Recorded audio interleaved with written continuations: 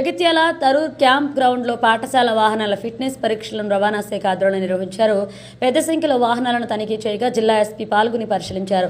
School వాహనాలకు ఎలాంటి చిన్న ప్రమాదం జరిగినా సంబంధిత డ్రైవర్లు యాజమాన్యంపై కఠినంగా వ్యవహరిస్తామని ఎస్పీ పేర్కొన్నారు. ఈనాటి ఈ కార్యక్రమంలో DSP Raghuchander, DTO Srinivas, MTO Venugopal, IT core inspector Rafiq Khan, SI Sudhakar and all other SIs and officers and our staff, our traffic staff especially. ఈ రోజు మన నేషనల్ రోడ్ సేఫ్టీ ప్రోగ్రామ్ భాగంగా ఈ ప్రోగ్రామ్ స్కూల్ పిల్లలు బస్సెస్కి సెక్యూరిటీ ఎట్లా పెంచాలా, అలాగే మానిటరింగ్ ఎట్లా చేయాలా, దీని గురించి ఈ ప్రోగ్రామ్ పెట్టాం. దీంట్లో మనం వాళ్ళకి ఈ బస్ డ్రైవర్కి అవేర్ చేస్తాం. వాళ్ళు ఏమేమి ప్రికాషన్స్ తీసుకోవాలా, ఏమేమి వాళ్ళ దగ్గర ఎక్విప్మెంట్ ఉండాలా, ఏమేమి వాళ్ళ దగ్గర డాక్యుమెంట్స్ ఉండాలి. సో మన ఎంవీఐ గారు చెప్పిన ఈ 185G ఎంవీ యాక్ట్ ప్రకారం కొన్ని గైడ్ లైన్స్ ఉన్నాయి. స్కూల్ బస్లో ఏమేమి ఉండాలి సెక్యూరిటీ మెజర్ కోసం.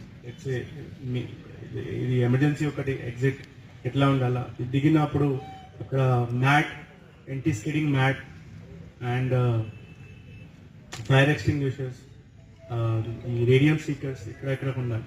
సో అన్నీ ఈ గైడ్ లైన్స్ వాళ్ళకి మనం చెప్తాము, అది చెక్ చేస్తాము, ఒక అవేర్నెస్ అలాగా మనం క్రియేట్ చేస్తాము. మన డ్రైవర్ మిత్రులతో ఒకటి వినప్తి.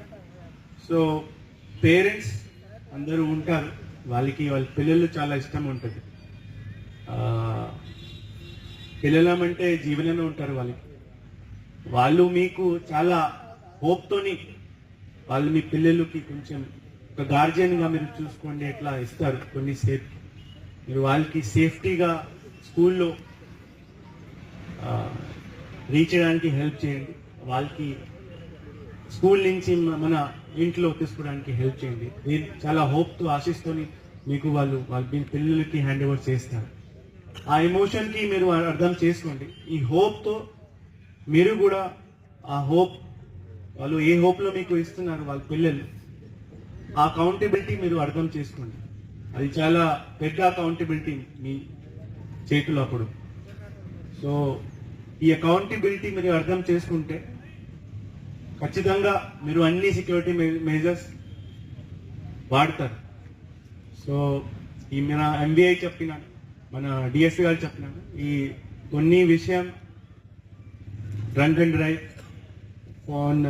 డ్రైవింగ్ చేసినప్పుడు ఫోన్ యూజ్ చేయడం ఇట్లా చేయకండి. ఇంకా ఒకటి, మీకు ఎప్పుడైనా ఏదైనా ఇబ్బంది అవుతుంది, హెల్త్ పరంగా ఏదైనా ఇబ్బంది అవుతుందా, మీకు ఇది కొంచెం డ్రౌజీగా ఫీల్ అవుతుంది,